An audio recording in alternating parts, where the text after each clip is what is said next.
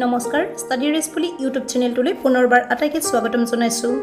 আজিৰ এই ভিডিঅ'টিত আমি AHSEC HS সেকেন্ড ইয়াৰৰ ইংৰাজী বিষয়ৰ 2026 বৰ্ষৰ টেক্সট বুক অৰ্থাৎ সেকশন ডিৰ 45 মাৰ্কছৰ কোৱেশ্চন এনসাৰ অসমীয়াত আলোচনা কৰিম। বলা তেন্তে দেৰি নকৰি ভিডিঅ'টি আৰম্ভ কৰো। Serial number 10 read one of the following extracts and answer the questions that follow. মৰমৰ ছাত্ৰ-ছাত্ৰীসকল ইয়াত তলত দিয়া যিকোনো এটা দফা পঢ়ি তাৰ পিছত দফাটোৰ তলত দিয়া প্ৰশ্নসমূহৰ উত্তৰ লিখিবলৈ দিয়া হৈছে। বলা আমি প্ৰথমতে এড দিয়া দফাটোৰ অৰ্থখিনি বুজিলো। এই কবিতাটোত কবি কমলা দাসে নিজৰ মাকৰ বৃদ্ধ অৱস্থাৰ বিষয়ে বৰ্ণনা কৰিছে। কবিয়ে কৈছে যে যোৱা শুকুৰবাৰে ৰাতিপুৱা তেওঁ যেতিয়া নিজৰ ঘৰৰ পৰা কোচিন বিমানবন্দৰলৈ গাড়ীৰে গৈ আছিল তেতিয়া মাক তেওঁৰ কাষৰ সিটতে বহি আছিল। কবিয়ে লক্ষ্য কৰিলে যে কাষত বহি থকা মাকৰ বয়স বহুত হৈছে। তেওঁ টোপনিত লালকাল হৈ আছিল আৰু তেওঁৰ মুখখন মেল খাই আছিল। মাকৰ মুখখন ইমানেই হেতা আৰু নিৰ্জীৱ আছিল যে কবিয়ে তেওঁক এটা মৃতদেহৰ লগত তুলনা কৰে। যেনেকৈ মৃতদেহৰ কোনো উজ্জ্বলতা নাথাকে, মাকৰ মুখখনো তেনেকৈ শক্তিহীন হৈ পৰিছিল। মাকক তেনেকুৱা অৱস্থাত দেখি কবিৰ মনত বৰ দুখ আৰু যন্ত্ৰণা উপজে। তেওঁ বুজি পালে যে মাক সঁচাকৈয়ে বহুত বুঢ়ী হৈছে আৰু তেওঁক যিকোনো মুহূৰ্ততে হেৰুৱাৰ ভয় কবিৰ মনলৈ আহে। মৰমৰ ছাত্ৰ-ছাত্ৰীসকল এই ষ্টেঞ্জাটো শেষ হোৱাৰ পিছত কেইটামান ছুটি প্ৰশ্ন দিয়া হৈছে যাৰ বাবে মুঠ নম্বৰ আছে 4। প্ৰথম প্ৰশ্নটো লৈছো name the poet. Total mark 1। কবিগৰাকীৰ নাম লিখা। Answer the name of the poet is Kamala Das. কবিগৰাকীৰ নাম হ'ল কমলা দাস। 2 নম্বৰ প্ৰশ্ন when did the poet observe her mother? কবিয়ে মাকক কেতিয়া লক্ষ্য কৰিছিল? মুঠ number 1। Answer the poet observed her mother last Friday morning while driving for her parents home to Cochin. যোৱা শুকুৰবাৰে ৰাতিপুৱা নিজৰ পিতৃ-মাতৃৰ ঘৰৰ পৰা কোচিনলৈ গাড়ী চলাই গৈ থকা সময়ত কবিয়ে মাকক লক্ষ্য কৰিছিল। এইবাৰ আমি অৰত থকা ষ্টেঞ্জাটো লৈছো। এই ষ্টেঞ্জাটোৰ জৰিয়তে কবি ৰবাৰ্ট ফ্ৰষ্টে গাঁৱৰ দুখীয়া মানুহৰ আশাৰ কথা বুজাইছে। গাঁৱৰ এটি পুৰণি ঘৰৰ সন্মুখত ঘাইপথৰ একেবাৰে কাষত এটা সৰু নতুন চালি দি এখন দোকান খোলা হৈছিল। সেই ৰাস্তাৰে চহৰৰ ডাঙৰ ডাঙৰ গাড়ীবোৰ খুব বেগেৰে পাৰ হৈ যায়। দোকানখন দেখি এনেকুৱা লাগিছিল যেন তেওঁলোকে অহা যোৱা কৰা মানুহবোৰক বৰ কাতৰভাৱে অনুৰোধ কৰে যাতে কোনোবা এজন তাত ৰৈ কিবা অলপ কিনি লৈ যায়। কবিয়ে কৈছে যে তেওঁলোকে কেৱল খাবলৈ এটুকুৰা ৰুটি বিচাৰি বা ভিক্ষা খুজিবলৈ সেই দোকানখন খোলা নাই। তেওঁলোকে নিজৰ কষ্টৰ বিনিময়ত চহৰৰ মানুহৰ দৰে অলপ নগদ ধন উপাৰ্জন কৰিব বিচাৰিছে। যিদৰে টকা পইচাই চহৰৰ মানুহৰ জীৱনটো ধুনীয়াকৈ চলাই ৰাখে আৰু চহৰখনক জিলিকাই ৰাখে, ঠিক তেনেকৈ গাঁৱৰ এই দুখীয়া মানুহখিনিও অলপ টকা উপাৰ্জন কৰি নিজৰ জীৱনটো উন্নত কৰিব বিচাৰিছে। এইবাৰ আমি ষ্টেঞ্জাৰ তলত থকা প্ৰশ্নখিনি লৈছো। 1 number Where was the new shed located? নতুন চালিখন ক'ত অৱস্থিত? এই প্ৰশ্নটোৰ বাবে মুঠ নম্বৰ আছে 1। Answer the new shed was located in front of a little old house at the edge of the road where the traffic sped. নতুন চালিখন ৰাস্তাৰ একেবাৰে কাষত এটা সৰু পুৰণি ঘৰৰ সন্মুখত বনোৱা হৈছিল যিটো পথেৰে তীব্ৰবেগী গাড়ীসমূহ পাৰ হৈ যায়।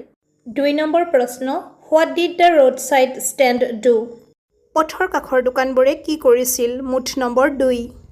Answer the roadside stand pathetically pleaded for some cash from the city people who passed by in their cars. পথৰ কাষৰ দোকানে কৰোণভাৱে অহা যোৱা কৰা চহৰীয়া গাড়ীসমূহক তাত ৰৈ কিবা অলপ কিনি নগদ ধন দিবলৈ আহ্বান জনাইছিল। 3 নম্বৰ প্ৰশ্ন What prevents the flower of cities from withering? কিহে চহৰৰ সভ্যতাক বা চহৰৰ ফুলক মৰহি যোৱাৰ পৰা ৰক্ষা কৰে? মুঠ number 1। Answer the flow of cash prevents the flower of cities from sinking and withering faint. নগদ ধনৰ সূতে চহৰৰ সভ্যতাক বা চহৰৰ ফুলক ধ্বংস হোৱাৰ পৰা বা মৰহি যোৱাৰ পৰা ৰক্ষা কৰে। এইবাৰ আমি নেক্সট প্ৰশ্নটো লৈছো। Answer any 3 of the following questions in 30 to 40 words.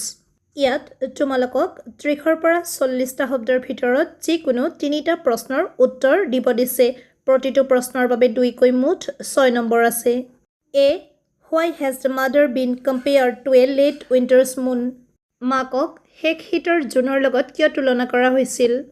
Answer: The mother is compared to a late winter's moon because winter is the last season of the year, symbolizing old age. Just as the winter moon looks pale and hazy, the mother's face has lost its glow and looks dull due to her advanced age. মাকক শীতকালৰ জোনটোৰ লগত তুলনা কৰা হৈছে কাৰণ শীতকাল হৈছে বছৰৰ শেষ ঋতু যিয়ে বৃদ্ধাৱস্থাক সূচাইছে। যিদৰে শীতৰ জোনটো হেতা আৰু থুখৰ দেখা যায় তেনেদৰে মাকৰ মুখখনো বয়স বৃদ্ধিৰ বাবে উজ্জ্বলতা হেৰুৱাই হেতা পৰিছে। B. What are the married children spilling out of their homes symbolic of?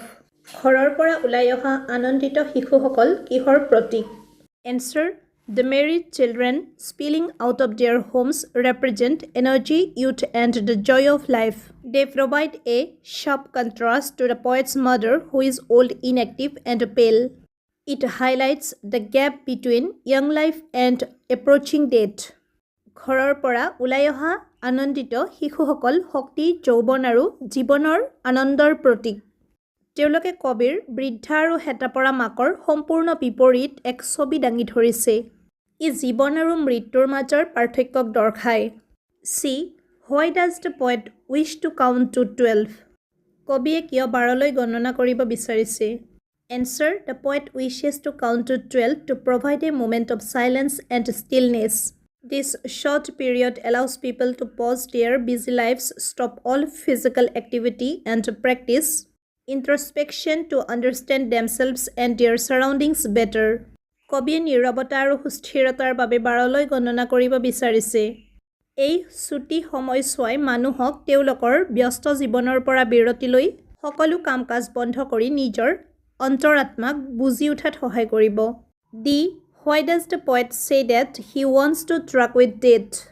কবিয়ে কিয় কৈছে যে তেওঁ মৃত্যুৰ সৈতে কোনো সম্পৰ্ক ৰাখিব নিবিচাৰে? Answer: By saying no truck with death, the poet clarifies that his call for silence should not be confused with total inactivity or death. He wants people to live life meaningfully and only asks for a temporary pause to reflect. মৃত্যুৰ সৈতে কোনো সম্পৰ্ক নাই বুলি কবিয়ে স্পষ্ট কৰি দিছে যে তেওঁৰ নীৰৱতাৰ আহ্বানক সম্পূৰ্ণ নিষ্ক্ৰিয়তা বা মৃত্যু বুলি ভুল কৰিব নালাগে। তেওঁ বিচাৰে মানুহে অৰ্থপূৰ্ণভাৱে জীয়াই থাকক আৰু কেৱল খন্তেকীয়া জিৰণি লওক। ই mention any two things of beauty referred to in the poem A Thing of Beauty. A Thing of Beauty কবিতাটোত উল্লেখ কৰা যিকোনো দুটা ধুনীয়া বস্তুৰ নাম লিখা। Answer: In the poem, two things of beauty are the sun and the moon. The poet also mentions clear streams and musk roses that spread fragrance and provide joy to everyone forever. কবিতাত উল্লেখ কৰা দুটা ধুনীয়া বস্তু হ'ল সূৰ্য আৰু চন্দ্ৰ। কবিয়ে নিৰ্মল পানীৰ সুঁতি আৰু সুগন্ধি গোলাপৰ কথাও উল্লেখ কৰিছে যিয়ে সকলোকে আনন্দ দিয়ে। F. Name some of the things the roadside stand offered for sale. পথৰ কাষৰ দোকানখনত বিক্ৰীৰ বাবে থকা কিছুমান বস্তুৰ নাম লিখা।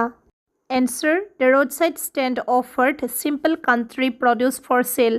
This included wild berries kept in wooden quarts and golden squashes with silver words. They were sold by the poor rural folk to earn some city money.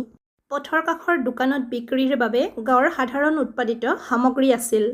ইয়াৰ ভিতৰত কাঠৰ পাত্ৰত থকা বনৰীয়া জামু আৰু ৰূপালী বৰণৰ ফুটুকা ফুটুকি থকা সোণালী ৰঙৰ লাওৰ দৰে ফল আছিল। দৰিদ্ৰ গাঁৱৰ লোকসকলে এইবোৰ বিক্ৰী কৰিছিল। এইবাৰ আমি 12 নম্বৰ প্ৰশ্নটো লৈছোঁ। Answer any 5 of the following questions. ইয়াত তোমালোকক যিকোনো 5টা প্ৰশ্নৰ উত্তৰ লিখিব দিছে। প্ৰতিটো প্ৰশ্নৰ বাবে এককৈ মুঠ 5 নম্বৰ আছে। A. What is the most beautiful language in the world according to M. Hamel? M. Hamelৰ মতে পৃথিৱীৰ আটাইতকৈ সুন্দৰ ভাষাটো কি? Answer: According to M. Hamel, French is the most beautiful language in the world. M. Hamelৰ মতে ফৰাচী ভাষা হৈছে পৃথিৱীৰ আটাইতকৈ সুন্দৰ ভাষা। P. What did M. Hamel write at the end of the class? M. Hamel ক্লাছৰ শেষত কি লিখিছিল? Answer: At the end of the class, M. Hamel wrote "We will have friends" on the blackboard. ক্লাছৰ শেষত M হেমেলে ব্লেকবোৰ্ডত France জিন্দাবাদ বা ভিভেলা France বুলি লিখিছিল। চি হু ইজ দ্য ছোটা Sahib in memories of a Chhota Sahib. Memories of a Chhota Sahib নামৰ পাঠটিত ছোটা চাহাব কোন? এনচাৰ জন ৰাউণ্ট্ৰি ইজ দ্য ছোটা Sahib in memories of a Chhota Sahib. জন ৰাউণ্ট্ৰি হৈছে memories of a Chhota Sahib পাঠটোৰ Chhota Sahib. D name the book from which memories of a Chhota Sahib is taken. Memories of a Chhota Sahib অংশটো যিখন কিতাপৰ পৰা লোৱা হৈছে সেই কিতাপখনৰ নাম লিখা। Answer it is taken from the book a Chhota Sahib memories of a forest officer. এই অংশটো a Chhota Sahib memories of a forest officer নামৰ কিতাপখনৰ পৰা লোৱা হৈছে। E what does Mukesh want to be. মুকেশে কি হ'ব বিচাৰে? Answer Mukesh wants to be a motor mechanic. মুকেশে এজন মটৰ মেকানিক হ'ব বিচাৰে। F what does Saheb look for in the garbage dumps. চাহেবে জাবৰৰ দমত কি বিচাৰি ফুৰে? Answer Saheb looks for gold that means coins or money in the garbage dumps. চাহেবে জাবৰৰ দমত সোণ বা টকা পইচা বিচাৰি ফুৰে। G who is sir Edward Gait. Sir Edward Gait কোন? Answer sir Edward Gait was the lieutenant governor of the province. Sir Edward Gait সেই সময়ৰ উপ ৰাজ্যপাল আছিল। H which country had developed synthetic indigo. কোনখন দেশে কৃত্ৰিম নীল বা চিন্থেটিক ইণ্ডিগো আৱিষ্কাৰ কৰিছিল? Answer Germany had developed synthetic indigo. জাৰ্মানীয়ে কৃত্ৰিম নীল আৱিষ্কাৰ কৰিছিল। I who is the writer of going places. Going places গল্পটোৰ লেখক কোন? Answer the writer of going places is A R Barton. Going প্লেচেছৰ লেখক হ'ল এয়াৰ বাৰ্টন। মৰমৰ ছাত্ৰ ছাত্ৰীসকল, এইবাৰ আমি কুৱেশ্যন নম্বৰ 13লৈ আহিছোঁ। Answer any 5 of the following questions in 30 to 40 words. 30 পৰা 40ৰ ভিতৰত তলত দিয়া যিকোনো 5টা প্ৰশ্নৰ উত্তৰ লিখা। প্ৰতিটো প্ৰশ্নৰ বাবে 2কৈ মুঠ নম্বৰ আছে 10। 1 নম্বৰ প্ৰশ্ন what did France notice that was unusual about the school that day. সেইদিনাখন স্কুলত ফ্ৰান্সে কি অস্বাভাৱিক কথা লক্ষ্য কৰিছিল? Answer usually there was a lot of noise at school but that day it was as quiet as a Sunday morning. France also noticed that M. Hamel was wearing his special dress and the village elders were sitting on the back benches. সাধাৰণতে স্কুলত বহুত হাই উৰুমি থাকে, কিন্তু সেইদিনাখন স্কুলখন দেওবাৰৰ ৰাতিপুৱাৰ দৰে শান্ত আছিল। ফ্ৰান্সে আৰু লক্ষ্য কৰিছিল যে এম হেমেলে সেইদিনাখন তেওঁৰ বিশেষ পোচাকযোৰ পৰিধান কৰিছিল আৰু গাঁৱৰ বৃদ্ধ লোকসকল পিছফালে বেঞ্চত বহি আছিল। B how was M Hamel dressed on the day of the last lesson. Last লেচনৰ দিনাখন এম হেমেলে কেনেকুৱা পোচাক পৰিধান কৰিছিল? Answer on the day of the last lesson M Hamel wore his beautiful green coat, a frilled shirt and a little black silk cap all embroidered. He used to wear this dress only on inspection or prize days. Last লেচনৰ দিনাখন M হেমেলে তেওঁৰ ধুনীয়া সেউজীয়া coat, ফ্ৰিলযুক্ত এটা চোলা আৰু এটা সৰু কলা ৰেচমী টুপি পিন্ধিছিল। তেওঁ এই পোচাক কেৱল পৰিদৰ্শন বা বঁটা বিতৰণি দিনতহে পিন্ধিছিল। C what does John Rountree say about the importance of Guwahati. Is the statement true in our time as well. John ৰাউণ্ট্ৰিয়ে গুৱাহাটীৰ গুৰুত্বৰ বিষয়ে কি কৈছিল? এই কথাষাৰ আমাৰ বৰ্তমান সময়তো প্ৰযোজ্যনে? Answer Rountree said that Guwahati was the gateway to Assam. It was an important place for administration and travel. Yes, this statement is still true because Guwahati remains the main commercial and educational hub of Northeast India today. ৰাউণ্ট্ৰিয়ে কৈছিল যে গুৱাহাটী আছিল অসমৰ প্ৰৱেশদ্বাৰ। ই প্ৰশাসন আৰু ভ্ৰমণৰ বাবে গুৰুত্বপূৰ্ণ আছিল। হয়, এই কথাটো আজিও প্ৰযোজ্য, কাৰণ গুৱাহাটী আজিও উত্তৰ পূব ভাৰতৰ মুখ্য বাণিজ্যিক আৰু শৈক্ষিক কেন্দ্ৰ। ডি হোৱাট ইজ এ মাৰ boat and how is it operated. মাৰ নাও কি আৰু ই কেনেকৈ চলে? এনচাৰ এ মাৰ boat কনচিষ্টছ of 2 boats joined together with a wooden platform. It is operated by a cable fastened across the river and the force of the water current helps it to move. মাৰ নাও হ'ল এখন কাঠৰ প্লেটফৰ্মেৰে সংযোগ কৰা দুখন নাও। ই নদীৰ ইপাৰৰ পৰা সিপাৰলৈ বান্ধি থোৱা এটা কেবুলৰ সহায়ত চলে আৰু পানীৰ সোঁতে ইয়াক আগুৱাই নিয়াত সহায় কৰে। E is Saheb happy working at the tea stall explain. চাহ দোকানত কাম কৰি চাহেব সুখীনে বুজাই লিখা Answer No, Sahib is not happy. Though he gets money and food, he has lost his freedom. The steel canister he carries feels heavier than the plastic bag he used to carry because he is no longer his own master. Nohoy, Sahib, সুখী নহয় যদিও হি টকা পইচা আৰু খাদ্য পায় হি তাৰ নিজৰ স্বাধীনতা হেৰুৱাই পেলাইছে হি কঢ়িওৱা ষ্টিলৰ টেমাটো আগৰ প্লাষ্টিকৰ মোনাতকৈও বেছি গধুৰ যেন লাগে কাৰণ হি এতিয়া নিজৰ মালিক নিজে হৈ থকা নাই F. Mention the hazards of working in the glass bangles industry. কাঁচৰ খাৰুণ নিৰ্মাণ কৰা উদ্যোগত কাম কৰাৰ বিপদসমূহ উল্লেখ কৰা Answer. Workers work in dark cells with high temperatures. The dust from polishing glass is harmful to the eyes and many workers lose their eyesight before they become adults. The lack of light and air makes it a very unhealthy place. শ্ৰমিকসকলে উচ্চ উষ্ণতাৰ অন্ধকাৰ কোঠাত কাম কৰে কাঁচ polish কৰা ধূলিবোৰ চকুৰ বাবে ক্ষতিকাৰক আৰু বহুতো শ্ৰমিকে প্ৰাপ্তবয়স্ক হোৱাৰ আগতেই দৃষ্টিশক্তি হেৰুৱাই পেলায় পোহৰ আৰু বতাহৰ অভাৱে এই ঠাইখন অতি অস্বাস্থ্যকৰ কৰি তোলে যি Why was the Champaran episode so significant in Gandhi's political career? গান্ধীৰ ৰাজনৈতিক জীৱনত চম্পাৰণৰ ঘটনাটো কিয় ইমান গুৰুত্বপূৰ্ণ Answer. The Champaran episode was Gandhi's first successful act of civil disobedience in India. It showed that the British could be challenged by ordinary people and marked the beginning of the Indian independence movement. চম্পাৰণৰ ঘটনাটো আছিল ভাৰতত গান্ধীৰ প্ৰথমটো সফল আইন অমান্য আন্দোলন ই প্ৰমাণ কৰিছিল যে সাধাৰণ মানুহেও ব্ৰিটিছক প্ৰত্যাহ্বান জনাব পাৰে আৰু ই ভাৰতৰ স্বাধীনতা আন্দোলনৰ আৰম্ভণি আছিল It's why was Gandhi impressed with Rajkumar Shukla? Gandhiji ৰাজকুমাৰ শুক্লাৰ ওপৰত কিয় মুগ্ধ হৈছিল Answer. Gandhi was impressed by Rajkumar Shukla's tenacity and determination.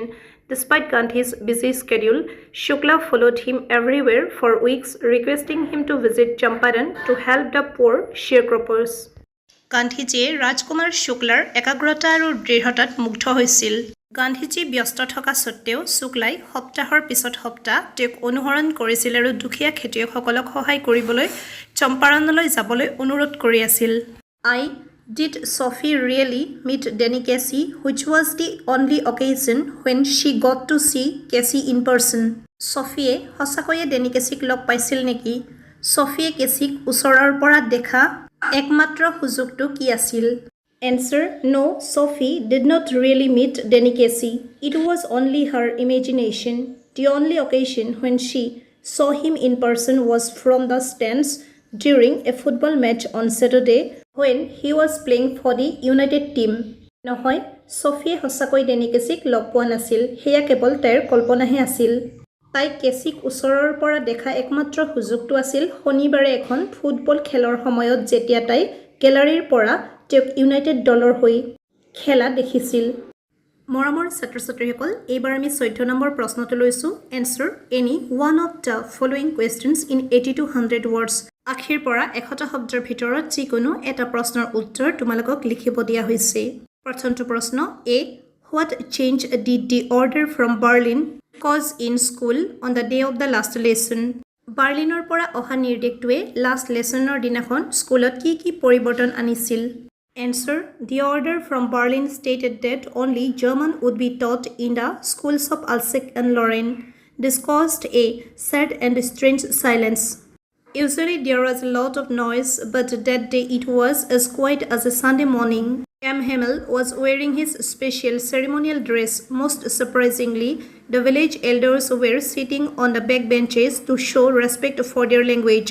Berliner নিৰ্দেশত কোৱা হৈছিল যে আলছাছ আৰু লৰাইনৰ স্কুলবোৰত কেৱল জাৰ্মান ভাষা শিকোৱা হ'ব ইয়াৰ বাবে স্কুলখনত এটা আচৰিত নিস্তব্ধতাই বিৰাজ কৰিছিল শিক্ষক এম হেমেলে তেওঁৰ বিশেষ পোছাক পিন্ধিছিল আৰু গাঁৱৰ বয়োজ্যেষ্ঠ লোকসকলে তেওঁলোকৰ ভাষাৰ প্ৰতি সন্মান জনাবলৈ পিছফালৰ বেঞ্চত বহিছিল B. How did the Champaran episode change the plight of the peasants? চম্পাৰণৰ ঘটনাটোৱে খেতিয়কসকলৰ দুৰ্দশা কেনেদৰে সলনি কৰিছিল Answer. The Champaran episode freed the peasants from the fear of British landlords. After Gandhi's intervention, the landlords agreed to refund 25% of the money. This victory made the peasants realize they had rights and defenders. It gave them courage and self-reliance, and eventually the unjust indigo sharecropping system ended. চম্পাৰণৰ ঘটনাটোৱে খেতিয়কসকলক British জমিদাৰৰ ভয়ৰ পৰা মুক্ত কৰিছিল। জমিদাৰসকলে 25% টকা ঘূৰাই দিবলৈ সন্মত হয়। এই বিজয়ে খেতিয়কসকলক সাহস দিছিল আৰু তেওঁলোক স্বাৱলম্বী হৈ পৰিছিল, যাৰ ফলত অনাৰ্য নীল আধি খেতিৰ ব্যৱস্থাটো বন্ধ হৈছিল। C. Describe the miserable plight of the people of Firozabad. ফিৰোজাবাদৰ লোকসকলৰ শোচনীয় অৱস্থাৰ বিষয়ে বৰ্ণনা কৰা। Answer. The people of Firozabad are trapped in poverty, making glass bangles for generations. They work in dark, hot cells without enough air or light. The dust from polishing glass often makes them blind before they grow up. They are exploited by middlemen and the police, and they lack the resources or courage to change their condition. ফিৰোজাবাদৰ লোকসকল দৰিদ্ৰতাৰ কবলত পৰিছে। তেওঁলোকে বতাহ পোহৰ নোহোৱা অন্ধকাৰ আৰু গৰম কোঠাত কাম কৰে। কাছৰ ধূলিবোৰে তেওঁলোকক ডাঙৰ হোৱাৰ আগতেই অন্ধ কৰি পেলায়। তেওঁলোক মধ্যভাগী আৰু আৰক্ষীৰ দ্বাৰা শোষিত হয়, আৰু তেওঁলোকৰ অৱস্থা সলনি কৰিবলৈ সাহস বা সম্পদ নাই। মৰমৰ ছাত্ৰ-ছাত্ৰীসকল, এইবাৰ কুৱেশ্যন নম্বৰ 15 লৈছোঁ। Answer any one of the following questions in 125 to 150 words. ইয়াত আমাক তিনিটা প্ৰশ্নৰ ভিতৰত যিকোনো এটাৰ উত্তৰ 125 পৰা 150টা শব্দৰ ভিতৰত লিখিব দিছে। এই প্ৰশ্নটোৰ বাবে মুঠ নম্বৰ আছে 7। A. Draw a character sketch of the Tiger King in your own words.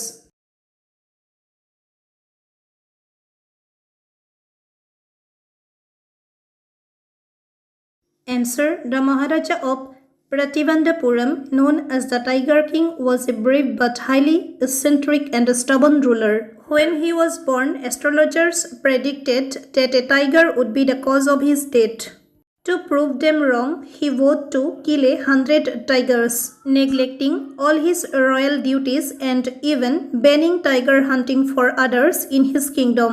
His obsession was so deep that he married a princess whose father's state had a large tiger population. Despite his power and arrogance, he was a person of limited wisdom. Ironically, after surviving 99 real tigers, he was killed by a small sliver of a poorly made wooden toy tiger.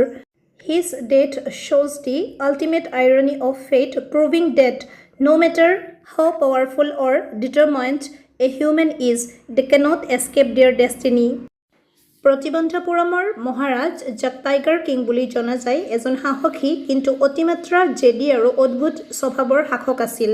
তেওঁৰ জন্মৰ সময়ত জ্যোতিষীয়ে ভৱিষ্যতবাণী কৰিছিল যে এটা বাঘেই হ'ব তেওঁৰ মৃত্যুৰ কাৰণ। এই ভৱিষ্যতবাণীক মিছা প্ৰমাণ কৰিবলৈ তেওঁ 100টা বাঘ মৰাৰ শপত লৈছিল। এই নিচাত তেওঁ নিজৰ ৰাজকীয় কৰ্তব্যসমূহ সম্পূৰ্ণৰূপে আওকাণ কৰিছিল আৰু ৰাজ্যত আন সকলোৰে বাবে বাঘ চিকাৰ কৰা নিষিদ্ধ কৰিছিল। তেওঁ আনকি এনে এজনী ৰাজকুমাৰীক বিয়া কৰিছিল যাৰ পিতৃৰ ৰাজ্যত বহুতো বাঘ আছিল। তেওঁৰ শক্তি আৰু অহংকাৰ থকা স্বত্বেও তেওঁ আছিল এজন সীমিত জ্ঞানৰ ব্যক্তি। আশ্চৰ্যকৰ কথা এয়ে যে 99টা প্ৰকৃত বাঘৰ পৰা ৰক্ষা পোৱাৰ পিছতো এটা কাঠৰ পুতলা বাঘৰ পৰা ওলোৱা সৰু কাঠৰ টুকুৰাৰ সংক্ৰমণৰ ফলত তেওঁৰ মৃত্যু হয়। তেওঁৰ মৃত্যুৱে প্ৰমাণ কৰিলে যে মানুহ যিমানেই শক্তিশালী নহওক কিয়, ভাগ্যক কোনেও সলনি কৰিব নোৱাৰে। B. Compare and contrast the stories of Jitkalasa and Bama. Jitkalasa আৰু বামা দুয়োৰে কাহিনী তুলনা কৰা। Answer. Both Jitkalasa and Bama belong to marginalized communities, and their stories reflect their struggle against oppression. Jitkalasa, a Native American, describes the pain of cultural assimilation in a missionary school where her long hair was forcefully cut, which she saw as a sign of cowardice and a loss of dignity. On the other hand, Bama, a Tamil Dalit girl, faced the harsh reality of untouchability and caste discrimination in India. She was shocked to see an elder of her community carrying food by a string to avoid polluting it for an upper caste landlord. While their contexts are different, one facing cultural erasure and the other social exclusion, their reaction is the same. Both women used education as a weapon to fight against injustice. They worked hard, excelled in their studies, and eventually wrote about their experiences to inspire others. জিতকালা চাহ আৰু বামা দুয়োগৰাকী মহিলাই সমাজৰ অৱহেলিত শ্ৰেণীৰ আছিল আৰু তেওঁলোকৰ কাহিনীয়ে শোষণৰ বিৰুদ্ধে চলোৱা সংগ্ৰামক প্ৰতিফলিত কৰে। এগৰাকী নেটিভ আমেৰিকান হিচাপে জিতকালা চাই মিছনেৰী স্কুলত হোৱা সাংস্কৃতিক উৎপীড়নৰ কথা বৰ্ণনা কৰিছে, য'ত তেওঁৰ দীঘল চুলি জোৰকৈ কাটি দিয়া হৈছিল। আনহাতে তামিল দলিত সম্প্ৰদায়ৰ ছোৱালী বামাই ভাৰতৰ জাতিভেদ আৰু অস্পৃশ্যতাৰ নিষ্ঠুৰ বাস্তৱৰ সন্মুখীন হৈছিল। নিজৰ সম্প্ৰদায়ৰ এজন বৃদ্ধই উচ্চ জাতিৰ জমিদাৰৰ বাবে খাদ্যৰ টোপোলা এডাল ৰছীৰে ধৰি লৈ যোৱা দৃশ্যটোৱে তেওঁক মৰ্মাহত কৰিছিল। যদিও তেওঁলোকৰ সমস্যাবোৰ বেলেগ আছিল, এগৰাকীয়ে সংস্কৃতি ৰক্ষাৰ বাবে আৰু আনগৰাকীয়ে সামাজিক বৈষম্যৰ বিৰুদ্ধে যুঁজিছিল। তেওঁলোকৰ সঁহাৰি আছিল একেই। দুয়োগৰাকী মহিলাই শিক্ষাক অস্ত্ৰ হিচাপে ব্যৱহাৰ কৰিছিল। তেওঁলোকে পঢ়া-শুনাত কঠোৰ পৰিশ্ৰম কৰি সফলতা অৰ্জন কৰিছিল আৰু নিজৰ অভিজ্ঞতাৰ জৰিয়তে আনক অনুপ্ৰাণিত কৰিছিল। C. Write a note on the significance and celebration of Uruka. উৰুকাৰ তাৎপৰ্য আৰু উদযাপনৰ বিষয়ে এটা টোকা লিখা। Answer. Uruka is the eve of Magh Bihu, a major harvest festival celebrated in Assam. It is a day of great excitement and community bonding. On this day, people gather in open fields to build phylacteries and mejis. The main highlight of Uruka is the grand community feast where people from all walks of life join together to cook and eat. In rural areas, people often go fishing in local ponds or visit Uruka bazaars to buy fresh fish and meat for the feast. The whole night is spent singing, dancing, and staying warm by the fire inside the phylacter. The next morning, the meji is set on fire as a prayer to the sun god and Agni, marking the end of the cold winter and the beginning of a prosperous harvest season. মাঘ বিহুৰ আগদিনাখনৰ দিনটো অৰ্থাৎ উৰুকা হ'ল অসমৰ অন্যতম কৃষিভিত্তিক উৎসৱ। এয়া এক আনন্দ আৰু সামাজিক মিলাপ্ৰীতিৰ দিন। এই দিনটোত মানুহে মুকলি পথাৰত একগোট হৈ ন-ধানৰ খেৰেৰে ভেলাঘৰ আৰু খৰিৰে ওখ মেজি সাজে। উৰুকাৰ মূল আকৰ্ষণ হ'ল সামূহিক ভোজ, য'ত জাতি ধৰ্ম নিৰ্বিশেষে সকলোৱে মিলি ৰন্ধা-বঢ়া কৰে আৰু একেলগে আহাৰ গ্ৰহণ কৰে। গাঁও অঞ্চলত মানুহে পুখুৰীত মাছ ধৰে বা বজাৰৰ পৰা সতেজ মাছ-মাংস কিনি ভোজৰ আয়োজন কৰে। গোটেই নিশা মানুহে ভেলাঘৰত জুইৰ কাষত বহি নাচ-গান কৰে আৰু আনন্দ ফূৰ্তিৰে কটায়। পিছদিনাখন সূৰ্য দেৱতা আৰু অগ্নি দেৱতাক প্ৰাৰ্থনা জনাই মেজি জ্বলাই দিয়া হয়। ই শীতৰ সমাপ্তি আৰু এক সমৃদ্ধিশালী কৃষি ঋতুৰ আৰম্ভণিৰ প্ৰতীক হিচাপে বিবেচিত হয়। মৰমৰ ছাত্ৰ-ছাত্ৰীসকল, এইবাৰ আমি লৈছোঁ question number 16. Answer any 4 of the following questions in 30 to 40 words. ইয়াত তোমালোকক 30 পৰা 40টা শব্দৰ ভিতৰত যিকোনো 4টা প্ৰশ্নৰ উত্তৰ লিখিব দিয়া হৈছে। প্ৰতিটো প্ৰশ্নৰ বাবে 2কৈ মুঠ নম্বৰ আছে 8. A. What did the chief astrologer predict about the Tiger King? মুখ্য জ্যোতিষীজনে বাঘৰজাৰ ওপৰত কি ভৱিষ্যতবাণী কৰিছিল? Answer. The chief astrologer predicted that the prince was born in the hour of the bull. Since the bull and the tiger are enemies, he foretold that the king's death would come from a tiger, especially warning him to be careful of the 100 tiger. মুখ্য জ্যোতিষীজনে ভৱিষ্যতবাণী কৰিছিল যে ৰাজকুমাৰৰ জন্ম বৃষ লগ্নত হৈছে। যিহেতু বৃষ আৰু বাঘ শত্ৰু, সেয়েহে তেওঁ কৈছিল যে এটা বাঘৰ হাতত ৰজাৰ মৃত্যু হ'ব আৰু বিশেষকৈ 1 নম্বৰ বাঘটোৰ পৰা সাৱধান হ'বলৈ সকীয়াই দিছিল। B. How did the 100 tiger take its revenge on the Tiger King? বাঘৰজাৰ ওপৰত শততম বাঘটোৱে কেনেদৰে প্ৰতিশোধ লৈছিল? Answer. The 100 tiger was actually a poorly cooked wooden toy tiger. While the king was playing with his son, a tiny sliver of wood pierced his right hand. This caused a severe infection that spread throughout his arm, finally leading to his death. 1 number বাঘটো আছিল এটা কাঠৰ পুতলা বাঘ। ৰজাই তেওঁৰ ল'ৰাৰ লগত খেলি থাকোঁতে এটা সৰু কাঠৰ টুকুৰাই তেওঁৰ সোঁ হাতত বিন্ধি দিছিল। ইয়াৰ ফলত হোৱা তীব্ৰ সংক্ৰমণ গোটেই হাতখনতে বিয়পি পৰে আৰু শেষত ৰজাৰ মৃত্যু হয়। C. Who was Dr. Sadao? Where was his house? Dr. Sadao কোন আছিল? তেওঁৰ ঘৰ ক'ত আছিল? Answer. Dr. Sadao Hoki was a famous Japanese surgeon and a scientist who had studied in America. His house was built on a narrow square of stone rocks situated high above a beach on the Japanese coast surrounded by pine trees. সাদাওহকি এজন বিখ্যাত জাপানী শল্য চিকিৎসক আৰু বিজ্ঞানী আছিল যিয়ে আমেৰিকাত অধ্যয়ন কৰিছিল তেওঁৰ ঘৰটো জাপানী উপকূলৰ সাগৰৰ পাৰত থকা শিলৰ ওপৰত পাইন গছেৰে আবৃত এক ঠাইত নিৰ্মাণ কৰা হৈছিল How did Mr. Lamb try to instill confidence and courage in Derry?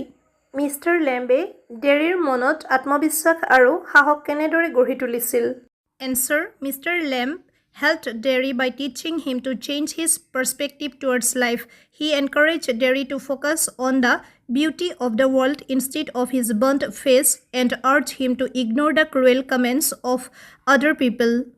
Mr. Lambe Derryক জীৱনৰ প্ৰতি দৃষ্টিভংগী সলনি কৰিবলৈ শিকাত সহায় কৰিছিল তেওঁ ডেৰিক নিজৰ পুৰা মুখখনৰ পৰিৱৰ্তে পৃথিৱীৰ সৌন্দৰ্যত মনোনিৱেশ কৰিবলৈ আৰু আনৰ কঠোৰ মন্তব্য আওকাণ কৰিবলৈ উৎসাহিত কৰিছিল Why did Jitkala Shah feel uncomfortable in the dining room? Jitkala Shah dining roomত কিয় অস্বস্তি অনুভৱ কৰিছিল Answer Jitkala Shah felt uncomfortable because of the strict and strange dining rules. She was confused by the ringing of the multiple bells and felt humiliated when she was watched closely for not following the table manners of the missionary school. খোৱা-বোৱাৰ কঠোৰ আৰু আচৰিত নিয়মবোৰৰ বাবে জিতকালা চাই অস্বস্তি অনুভৱ কৰিছিল তেওঁ বিভিন্ন ঘণ্টাৰ শব্দ শুনি বিভ্ৰান্ত হৈছিল আৰু মিছনাৰী স্কুলৰ নিয়মবোৰ মানি চলিব নোৱাৰাৰ বাবে সকলোৱে লক্ষ্য কৰি থকা দেখি অপমানিত অনুভৱ কৰিছিল Why did Bama feel terribly sad and provoked? Bama কিয় মৰ্মাহত আৰু উত্তেজিত হৈ পৰিছিল Answer Bama felt terribly sad when she realized the reality of untouchability. She saw an elder of her community carrying a food packet by a string to avoid touching it, which made her understand the deep-rooted caste discrimination in society. যেতিয়া বামাই অস্পৃশ্যতাৰ বাস্তৱতা উপলব্ধি কৰিছিল তেতিয়া তেওঁ বৰ দুখ পাইছিল তেওঁ নিজৰ সম্প্ৰদায়ৰ এজন বয়সীয়াল লোকে এটা টোপোলা হাতেৰে স্পৰ্শ নকৰাকৈ ৰছীৰে কঢ়িয়াই না দেখিছিল যাৰ পৰা তেওঁ সমাজৰ গভীৰ জাতিভেদৰ প্ৰথা বুজি পাইছিল What is the difference between a meji and a ফেলাঘৰ মেজি আৰু ফেলাঘৰৰ পাৰ্থক্য কি Answer Meji is tall temple-like structure made of firewood and hay to be burnt on the morning of Magh Bihu as a prayer. Phelaghar is a temporary thatched hut where people stay and feast together on the night of Uruka. Meji hol Magh Bihur পুৱা অগ্নিদেৱতাক প্ৰাৰ্থনা জনাই জ্বলাই দিবলৈ খৰি আৰু খেৰেৰে সজা এক ওখ গাঁথনি আনহাতে ফেলাঘৰ হল উৰুকাৰ নিশা মানুহে একগোট হৈ ভোজ খাবলৈ খেৰেৰে সজা এক অস্থায়ী ঘৰ মৰমৰ ছাত্ৰ-ছাত্ৰীসকল ভিডিঅ'টি ইমানখিনি আছিল চাই ভাল লাগিলে লাইক শ্বেয়াৰ আৰু কমেণ্টৰ লগতে চেনেলটো ছাবস্ক্ৰাইব কৰিবলৈ নাপাহৰিবা ধন্যবাদ